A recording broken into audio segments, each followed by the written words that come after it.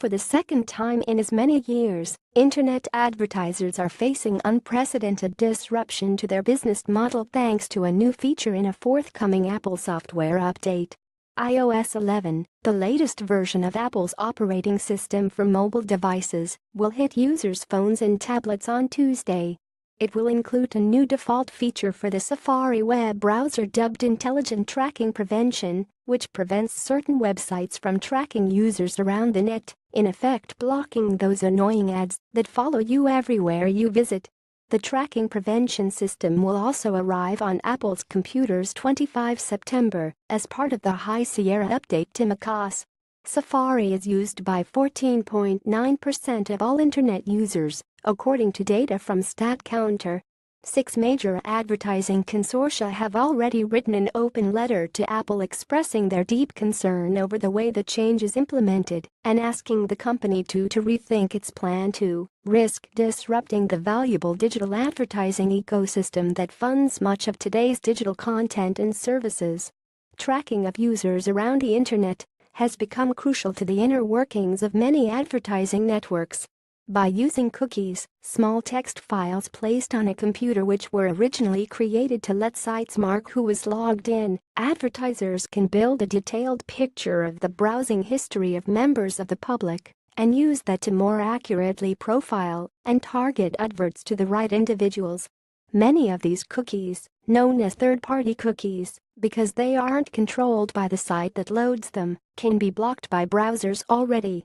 But advertisers also use first-party cookies, loaded by a site the user does visit, but updated as they move around the net. Blocking those breaks many other aspects of the internet that users expect to work, such as the ability to log into sites using Facebook or Twitter passwords.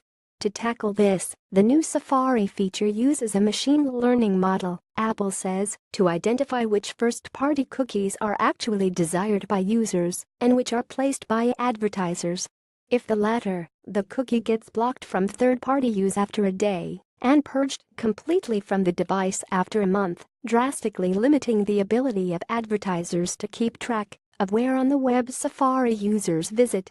Ad tracking technology has become so pervasive that it is possible for ad tracking companies to recreate the majority of a person's web browsing history, said Apple.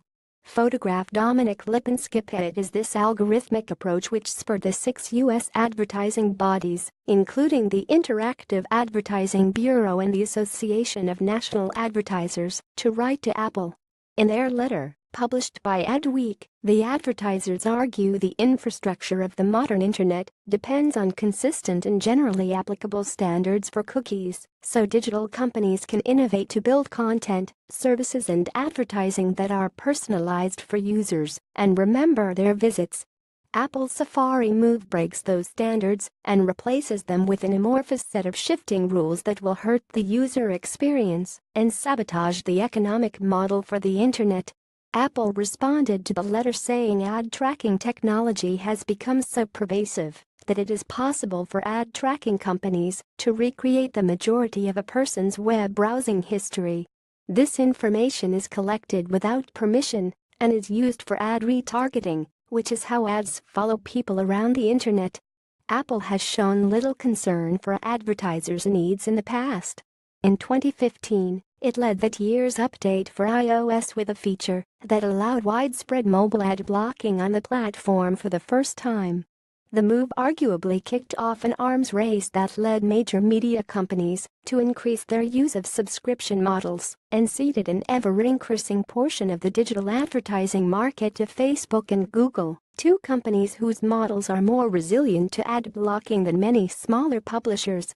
Google has also made a move on the ad blocking market, testing a built-in ad blocker for its Chrome browser, which is used by 54.9% of all internet users according to StatCounter.